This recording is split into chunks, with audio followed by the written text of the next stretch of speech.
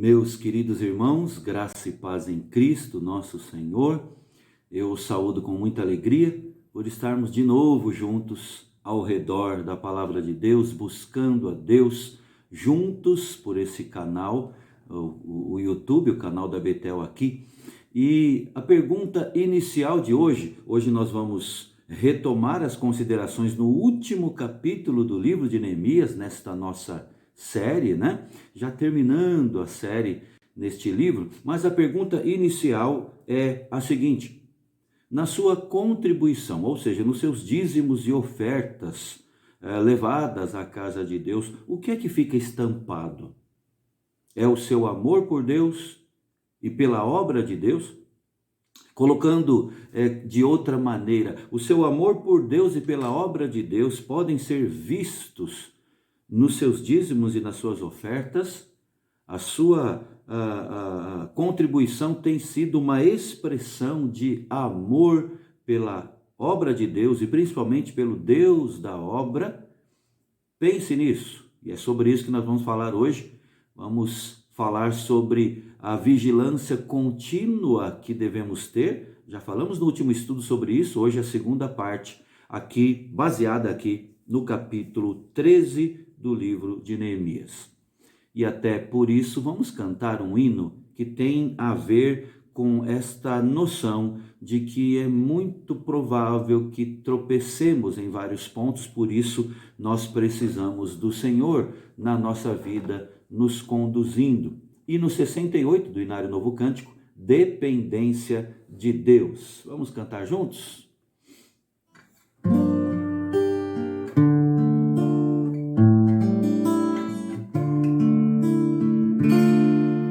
Eu creio, Senhor, na divina promessa, vitória já tive nas lutas aqui. Contudo, é muito certo que a gente tropeça, por isso, Senhor, eu preciso de Ti. A luz que me guia no escuro caminho, fulgura de cima do sol criador. Contudo, não posso segui-la sozinho, por isso eu preciso de Ti, meu Senhor. Bem sei que nas preces eu posso buscar-te, jamais dessa bênção na vida eu descri. Contudo, é possível que dela me afaste, por isso, Senhor, eu preciso de Ti. Esforços da terra, precário destino, empenho dos homens, riqueza, o que for, não valem a bênção do reino divino, por isso eu preciso de Ti, meu Senhor.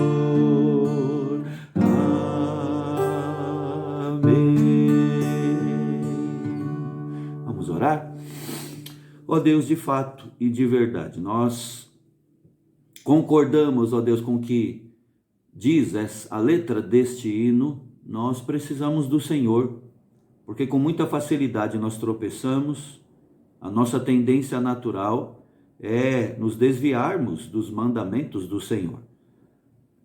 Perdão, ó Deus, tem misericórdia de nós, o Teu povo, e ó Deus, segura firme na nossa mão, para que, ó Deus, possamos caminhar, ó Deus, sempre com alegria, com satisfação, nos caminhos que o Senhor nos coloca, no caminho dos Teus mandamentos, no caminho da Tua vontade.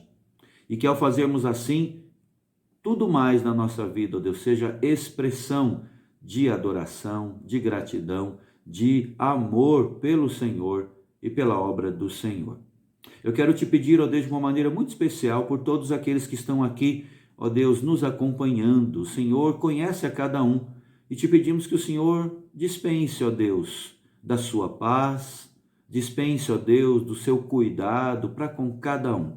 São situações variadas e o Senhor, ó Deus, é quem sabe como estão, ó Deus, aqueles que aqui estão, ó Deus, buscando ao Senhor junto conosco.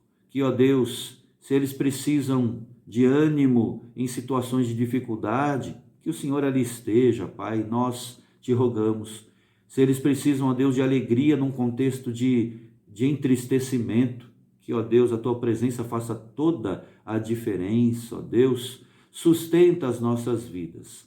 E para isso, ó Deus, te pedimos que a tua palavra agora seja realmente, ó Deus, algo a nos abrir a visão, a nos alimentar a alma e nos fortalecer para a caminhada. É a nossa oração em nome de Jesus.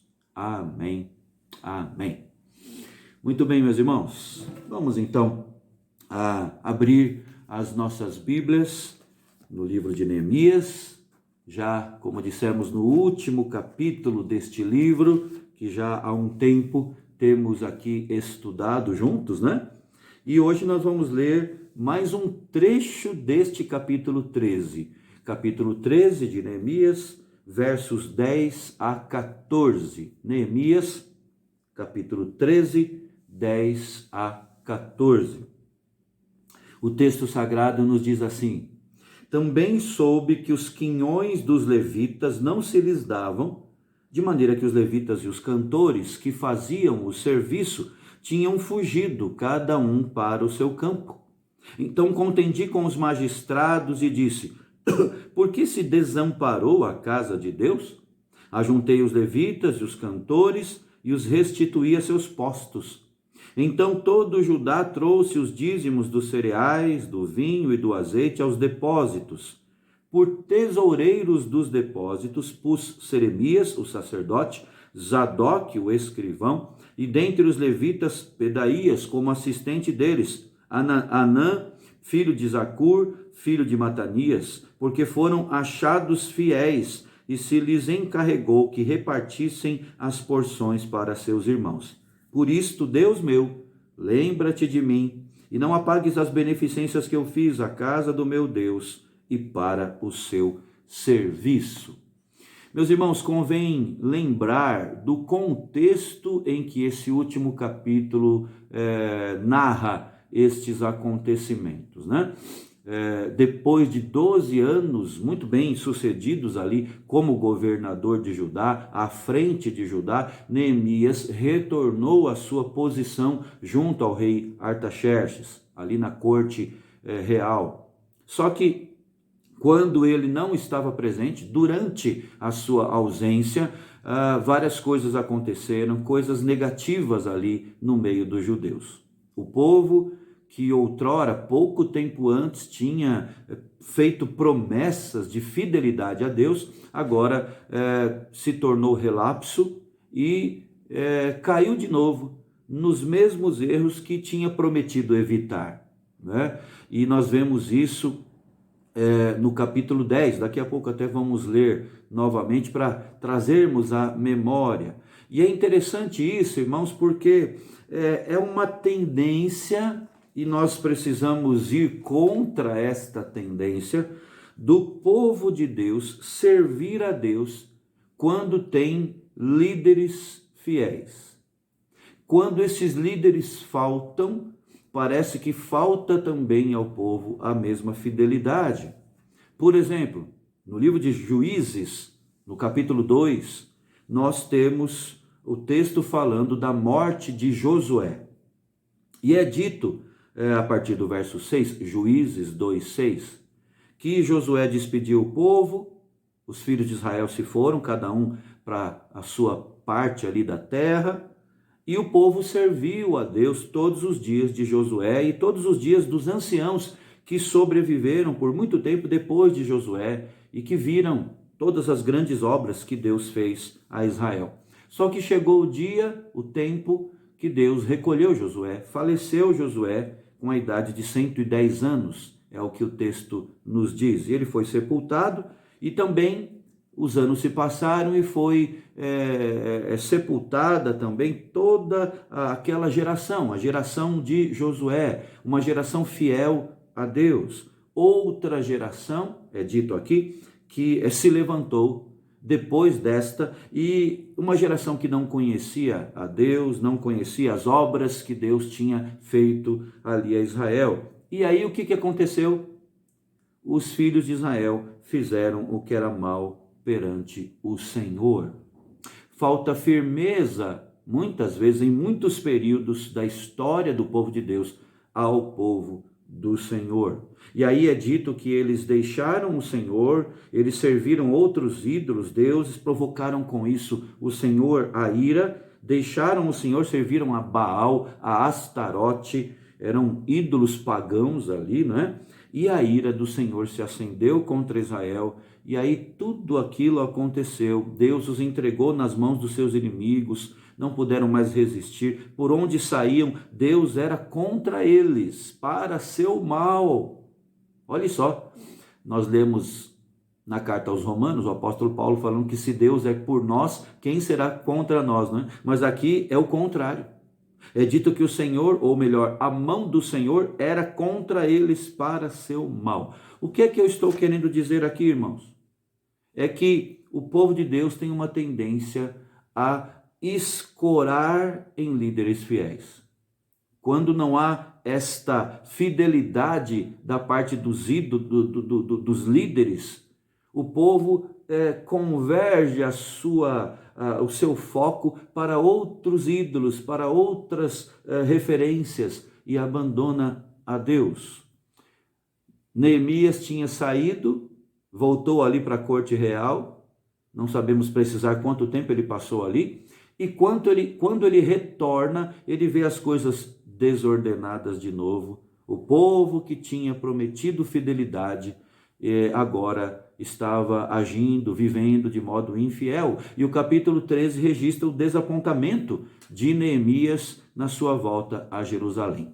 Nós já falamos no último estudo sobre a vigilância contínua que devemos ter quanto a amizades comprometedoras, né? Isso está do verso 1 ao verso 9. Foi uma das coisas que, logo que retornou, Neemias percebeu. E agora, do verso 10 a 14, o nosso texto hoje, nós vemos aqui o texto nos advertindo contra um outro perigo. É o perigo da negligência à mordomia. Mordomia, irmãos, é uma palavra que se desgastou, né? Virou sinônimo de estar sem fazer nada, de ser servido pelos outros, de ter tudo do bom e do melhor. Que mordomia a gente fala? Quando mordomia, a expressão tem a ver com a administração daquilo que Deus nos confiou. Uma administração para a glória de Deus, não é? Uma administração conforme a vontade de Deus. Deus nos deu várias coisas, nos colocou nas mãos várias coisas, não é? O tempo, o nosso corpo, a nossa família, nossos filhos, nosso cônjuge. E também nós devemos administrar a questão da nossa vida de contribuição, nossos dízimos e nossas ofertas. E aqui nós vemos, irmãos, que gradualmente o povo de Deus começou a reter para uso pessoal os seus dízimos e as suas ofertas. Dízimos e ofertas que eram necessários para o sustento dos levitas, para o sustento dos músicos, os cantores ali do templo, e isso em direta violação da promessa feita no capítulo 10, que eu quero até chamar a sua atenção e pedir para você abrir lá no capítulo 10, e a partir do verso 32, relembrar, trazer à memória comigo aqui o que é que o povo, há pouco tempo antes, tinha prometido.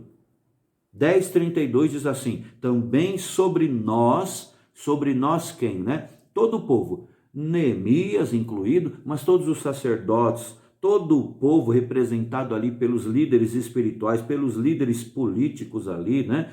todos, é dito que homens, mulheres, filhos, filhas, todos os que tinham saber e entendimento, eles fizeram uma aliança com Deus. E nessa aliança estava incluída essa questão dos dízimos e das ofertas.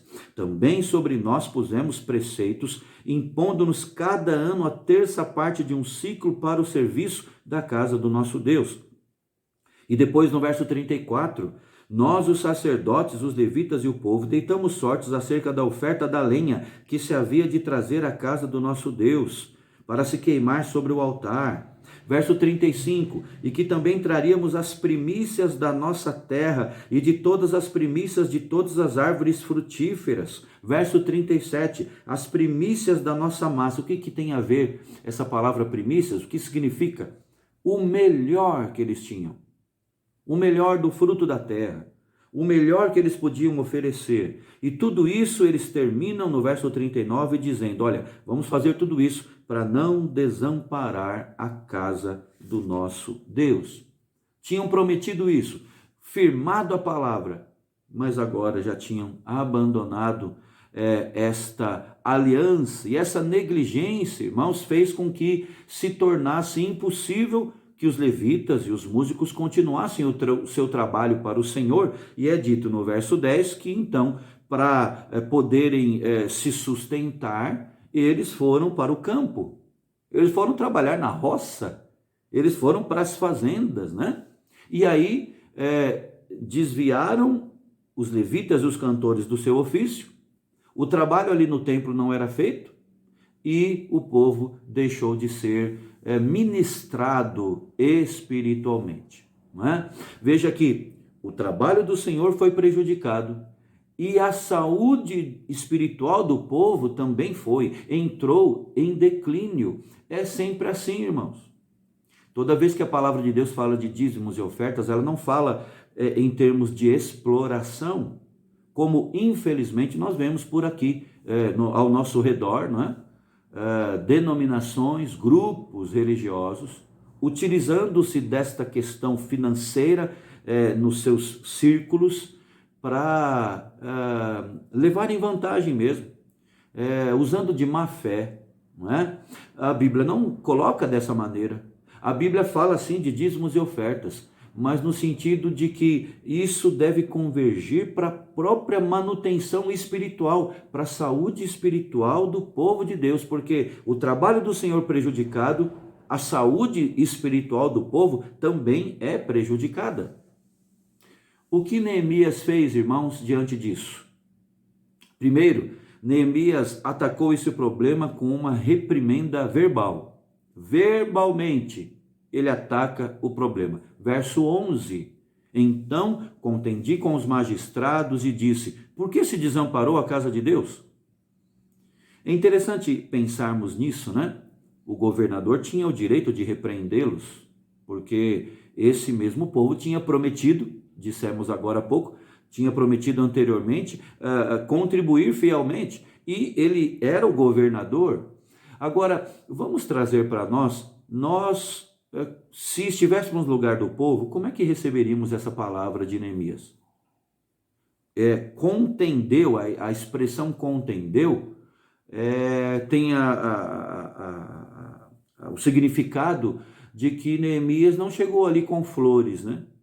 Não chegou batendo no ombro de cada um, dizendo, ô amigão, ô meu amigão. A questão não, ele chegou falando num tom alto e numa certa forma até ríspida. Ele contendeu com os magistrados, com os outros líderes ali que deveriam se manter fiéis e levar o povo, manter o povo à fidelidade. E ele contendeu dizendo, por que vocês fizeram isso? Irmãos, alguém já disse que o povo de Deus é um dos povos, um dos grupos mais melindrosos que existem. Não pode se falar nada que já se fica o tal do não me toque, não me rele, né? Se você estivesse aqui na pele desse povo, como você reagiria a essa reprimenda verbal de Neemias? Bom, a reação esperada deveria ser, ok, Você está certo, Neemias. Nós pisamos na bola mesmo. A gente acabou de prometer e já rapidamente a gente se desviou do foco. Nós vamos retomar e vamos voltar a consagrar nossos dízimos e ofertas para que não apenas o serviço do templo seja mantido, mas que a nossa saúde espiritual seja fortalecida novamente. Será que é assim? Quando nós somos repreendidos, nós acatamos dessa forma? Muitas vezes não é? Mas essa deveria ser a nossa vida continuamente, a nossa reação contínua. Mas além da reprimenda verbal, irmãos, nós vemos aqui que, na sequência, Neemias estabeleceu um plano específico pelo qual o povo de Deus corrigiria esse problema da negligência da mordomia na questão dos dízimos e das ofertas. A proposta de Neemias, do governador Neemias, foi colocar homens no templo para servirem como tesoureiros. Olha só, veja que Neemias não ficou ele cuidando disso. Ele poderia fazer isso, não é? Chegou lá, viu tudo desordenado, falou, não, pera lá, eu vou fazer isso. Não, ele colocou outros homens fiéis, é dito aqui, né? Homens ali no templo para coletar as ofertas, separou até 4 homens fiéis, é dito que eles eram fiéis, foram achados fiéis, e eles iriam supervisionar a distribuição das ofertas ali. Eles eram tesoureiros diáconos, né? E eles administrariam o programa da contribuição do povo de Deus. Ainda hoje, irmãos, em igrejas sérias, em igrejas comprometidas com o ensino bíblico, o pastor, o líder da igreja, ele não cuida da área da tesouraria sozinho. Tem homens fiéis na igreja que cuidam disso, que prestam contas também à igreja, não é? Homens fiéis. Muito bem. Eu quero, irmãos, dizer o seguinte, que quando nós damos alto valor a Deus e à obra de Deus, isso fica evidenciado nas nossas ofertas, nos nossos dízimos. Os nossos dízimos e ofertas, irmãos, são um termômetro muito preciso do nosso amor por Deus e pela obra de Deus. Mas quando isso fica assim colocado de lado, quando colocamos de lado esta questão de dízimos e ofertas, porque a economia está difícil, porque eu tenho prestações e contas para pagar, nós estamos demonstrando a nossa negligência quanto à obra do Senhor, até porque a palavra de Deus tem promessas, né? Grandiosas para aquele que é fiel nos seus dízimos. Você se lembra do que Deus, através do profeta Malaquias, nos repassou? Trazei todos os dízimos à casa do tesouro, para que haja mantimento na minha casa. Então essa é a ordem, é para levar os dízimos à casa do tesouro. E a questão é a seguinte, você e eu não temos então ordem, nem autorização para nós mesmos administrarmos o nosso dízimo. É para levarmos o dízimo à casa do tesouro. E depois, irmãos, nós temos uma promessa. Aquele 5º mandamento de honrar pai e mãe é colocado como o primeiro mandamento com promessa. Mas aqui nós temos mais um mandamento que também tem uma promessa. Provai-me nisto, diz o Senhor dos Exércitos, se eu não vos abrir as janelas do céu e não derramar sobre vós bênção sem medida. Tem uma promessa grandiosa embutida na fidelidade ao Senhor na questão dos dízimos.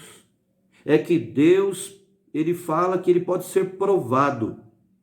As janelas do céu vão ser abertas e bênçãos sem medida serão derramadas. Pense nisso. Agora vamos orar com a nossa família e vamos consagrar a Deus a nossa vida e também o nosso bolso, dízimos e ofertas, externando, evidenciando o nosso amor por Deus e pela obra do Senhor.